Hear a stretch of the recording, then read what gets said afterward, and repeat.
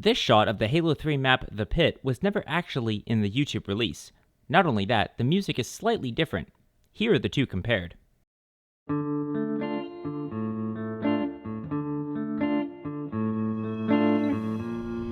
Private Donut, we want to debrief you now that your tour in Blood Gulch is over. Private Donut, we want to debrief you now that your tour in Blood Gulch is over. Also, I have noticed that during some of the cuts within this scene, the background disappears and only the counselor's screens are left visible. It's really odd how this made it through the render without being noticed by anybody. We want to debrief you now that your tour in Blood Gulch is over. Great! Wait, over? Did Donut expect to go back to Blood Gulch? He seems confused or sort of disappointed when the counselor says that his tour is over. Now, as to your experience in Blood Gulch, would you say it was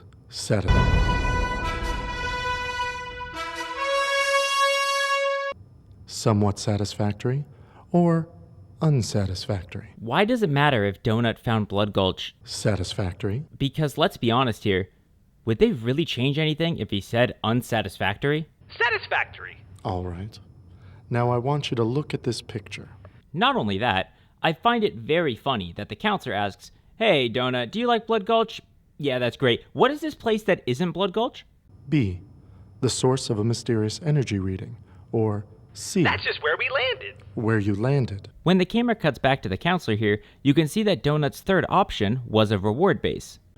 Can you elaborate? Yeah, we were defusing a bomb by this guy Omega, but then the bomb went off. It was such a huge explosion that it totally threw us into the future, and we landed there in that place. I'm not sure I understand. The future? Sarge said that since we were surrounded by ice when the bomb went off, and then it was all sand, the ice age must have ended, and that would have taken a really long time. So, it must have pushed us into the future. I don't have a checkbox for that. Now this is just a theory, but maybe the counselor was asking Donut these questions to find out what the hell happened there. I mean, if there were two freelancers, technically 4 AIs, Tex is an AI and a freelancer, 2 teams of sim troopers, and a medic all in one place, then all of a sudden, a 10-megaton bomb explodes, vaporizing everything within a massive radius. Wow. What's a radius? And then not just one, but everyone is found alive and well, without injury. I would have a fuck ton of questions to ask. I suppose there's no reason to ask the rest of our questions. Thank you for a very enlightening interview. The body on the ground here is supposed to be Tex's body from the crashed ship. However, it isn't her standard black color and is instead the steel color. This is pretty odd, considering that in the first episode of Season 7, Tex's body is the correct black color that it's supposed to be. But when I got there, all I found was a distress beacon from Tucker. It said to get church. The object in-game to represent the distress beacon is actually a radar jammer. Also, why would Tucker's distress beacon call specifically for church, the one that couldn't hit a broadside of a barn if he tried hard enough? Fuck! I missed him! Instead of just saying, "Holy shit, send anyone, please help, bad things are happening." If Tucker was going to be an alien ambassador, shouldn't he have had training on what to do if shit hit the fan? I never said I was a good ambassador. I think Tucker was captured. There was something there. Something scary. So Donut didn't see another living soul while he was there? Later we see there are like 7 or 8 different people, both alien and human, trying to kill Tucker. Not only is it really strange Donut didn't see anyone else, it's even more strange that CT didn't just kill Donut and move on. Like, he killed these people with no issue. Hey, this thing sure makes a racket. Who, Epsilon? Yeah, it does that when you talk to it. It loves when people tell it stories. I know Caboose is very good with technology, but how does he know Epsilon likes his stories? If it's the memory of church, I could absolutely interpret the noise as being Epsilon saying, We are good love of God! Then they harvested all the different personalities for their experiments. You know. Pretty weird. I can't tell if Donut believes Caboose or thinks he's full of shit with this line. Make a new super best friend, but it's not going so well. I lit myself on fire. He did in fact do this. This is canon, that this is true. Oh God, now I'm burning. And then we needed help, kind of like you need help.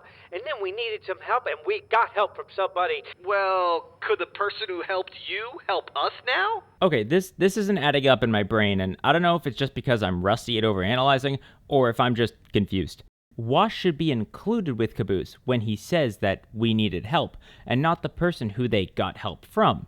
So, when Donut asks, can the person who helped you help us now, Caboose shouldn't be thinking about Wash.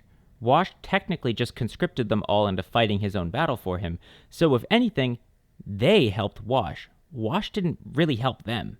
I got it! Yes! Did you see that? What a shot! I'm awesome! It only counts if you call it! Oh, bullshit, dude! Oh. Oh?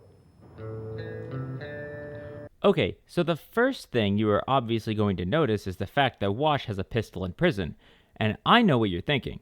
But not because I'm psychic. You're thinking. Why does he have a pistol in prison? That doesn't make sense.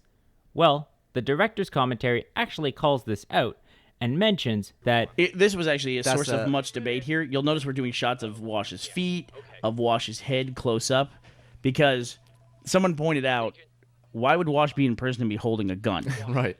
And I had to shoot back, why would Wash be in prison and be wearing a suit of power armor? let's let him keep the battle armor, you know? Yeah. It's just one of the limitations of the engine. And It's one of those moments where you just have to say, you know what, it is a video game.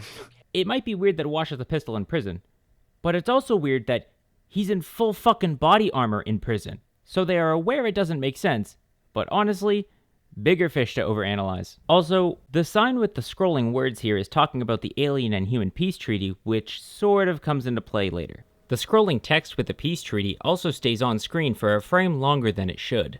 You can notice this if you go frame by frame, but I'll pause at the right frame for you to see what I'm talking about. A call for me? Who even knows I'm here? Came in on your personal secure channel. They routed it to us. Why do the prison guards have access to Wash's personal secure channel? Do they answer your cell phone too when you go to prison? Not only that, will they let you take the call while you're in prison if someone calls your cell phone? Nothing about this maximum security prison makes sense. Agent Washington! Oh, dear Lord. Caboose? How did you even find me? You are on my computer screen! That is a radio. Can you come right away? Can you come help us? I don't think that's going to happen. All right, Washington. Back in your cell. Dude, what fucking clock are you using? It's been like 15 seconds. This final scene is slightly altered between the two releases. The Blu-ray release has an extra machinimated scene, while the episodic release fades to black during the same line. Here they are compared. Guard, I need to see the commander. Now. Yeah, right. Why the hell would I let you do that?